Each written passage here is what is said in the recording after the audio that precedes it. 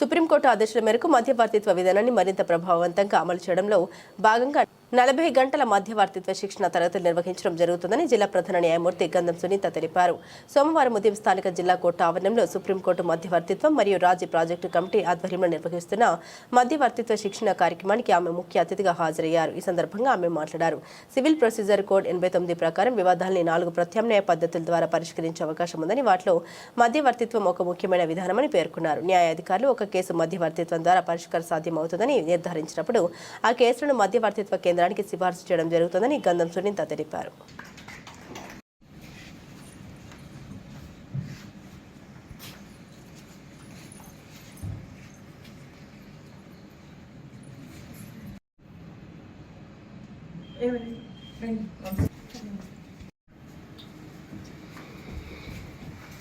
Chairperson Madam, Eastern District.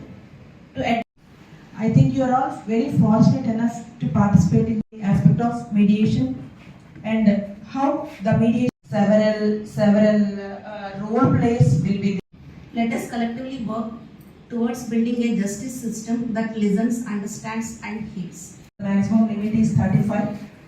So you are all any of the code, it has not been seen the light of the training program at different places. We all the judicial officers in the collected board, conflicts are inevitable. Bangalore court ఒకటి ఉంటే సరిపోతుంది. Court వేసుకుంటే మనకి uniformity అన్నట్లు అంతే. And senior advocates at Nyaya Seva Honorable Chairperson cum Director Mediation Center. అందరికీ నమస్కారం. గౌరవ సుప్రీంకోర్టు వారు అలాగే హైకోర్టు వారి ఆధ్వర్యంలో మీడియేషన్ పైన 40 గంటల పాటు ఇక్కడ లోకల్లో ఉన్న అడ్వకేట్స్ అందరికీ ట్రైనింగ్ ఇవ్వడం జరుగుతుంది.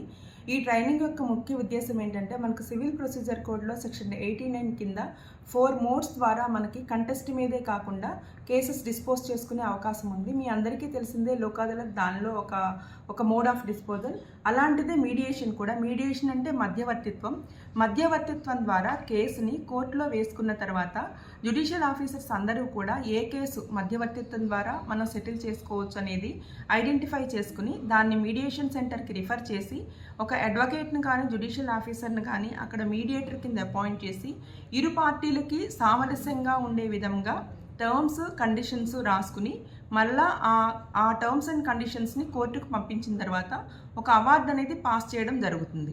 దీనిలో అన్ని రకాల లోక్ అదాలత్ లాగానే అన్ని రకాల సివిల్ కేసెస్, కాంపౌండ్ చేసుకోదగిన criminal cases, land acquisition matters, execution petitions, అలాగే MUOP యాక్సిడెంట్ కేసెస్, అన్ని రకాల కేసెస్ని సెటిల్ చేసుకోవచ్చు. దీనిలో కూడా మనకు ఈ విధంగా సెటిల్ చేసుకుంటే కోర్టు ఫీజు వెనక్కి వస్తుంది. అదేవిధంగా అప్పీల్ చేసుకునే అవకాశం ఉండదు. మీరు ఇలా ఈ అవకాశాన్ని మనం సద్వినియోగం చేసుకుని ఈ మీడియేషన్ ద్వారా కేసెస్ కనుక డిస్పోజ్ చేసుకుంటే దాదాపుగా 25% నుండి 50% వరకు కోర్టుల పైన భారం తగ్గించే అవకాశం ఉంటుంది. జెన్యూన్ కేసెస్ ఏవైతే కంటెస్ట్గా కోర్టులో ఖచ్చితంగా ఉండాలి, రాజీ చేసుకోవడానికి వీలు లేనివి మాత్రమే కోర్టులో ఉంచుకుంటే మనకి మన జిల్లా వారీగా 89,000 ఉన్న పెండెన్సీని చాలా మట్టుకు తగ్గించుకోవడానికి అవకాశం ఉంటుంది. సో ఇలా ట్రైనర్స్ను మేము ట్రైనింగ్ ఇచ్చిన తర్వాత మీడియేషన్స్ అందరినీ కూడా కేసెస్ రిఫర్ అయినప్పుడల్లా ఆ మీడియేషన్ మీద ట్రైనింగ్ అయిన అడ్వకేట్స్కి రిఫర్ చేయడం జరుగుతుంది. ఇది అన్ని విధాల అందరికీ సామరస్యంగా సానుకూలంగా మధ్యవర్తిత్వం ద్వారా కేసెస్ డిస్పోజ్ చేయడానికి వచ్చిన అవకాశం.